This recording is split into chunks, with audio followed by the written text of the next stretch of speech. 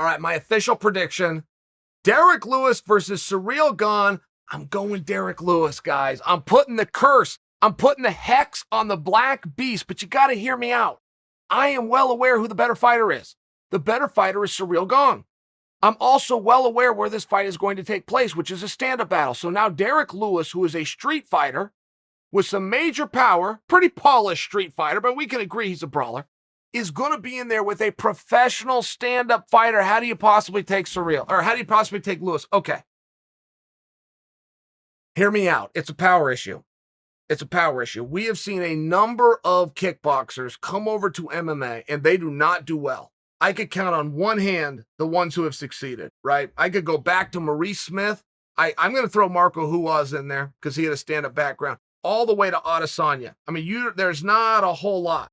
I could also name the ones who came over and fell flat on their face. Were just terrible. It was like a different sport. Why is that? Okay, it's just because of the gloves.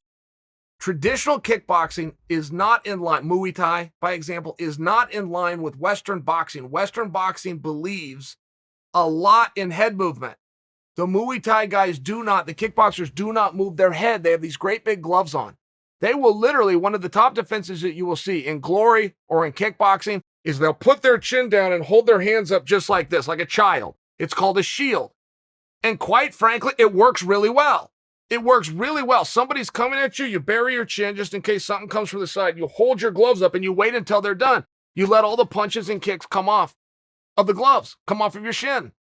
In MMA, you have to have that Western boxing. You have to have head movement so you don't get hit. It's one of the reasons when the kickboxers come over to MMA, not only do they lose, they get knocked out. Unless you have somebody, and I'll use Adesanya just because he's the most recent example of success. He has massive head movement. He respects power. He respects the name of the game. Clayton Hires 101. I touch you and you don't touch me. That's the game that we're playing here. Okay.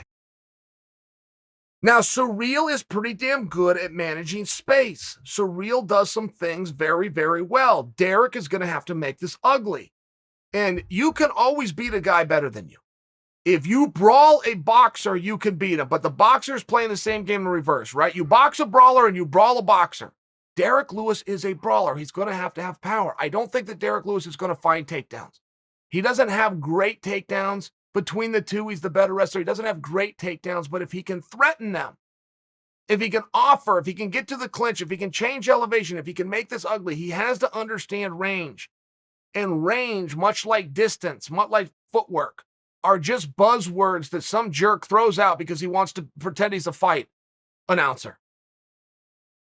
Unless you understand it. Unless you actually understand reach, if you actually understand what it means to stay on the outside and what it means to get on the inside, there's not a ton of fighters to do. I submit for you that I've been pretty impressed with the way Cyril does it.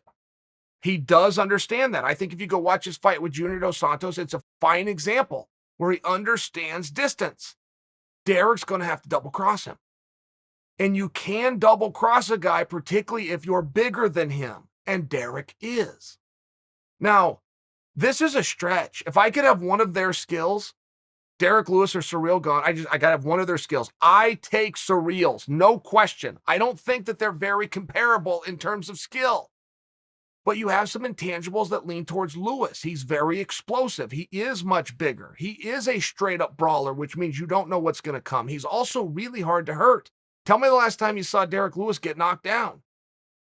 Tell me the last time you saw Derrick Lewis get hurt. Even if Cyril's landing those leg kicks on those tree trunks that Derrick's got, he can absorb a few. I am counting on Derrick to break the range gap. I'm counting on Derrick to make it ugly.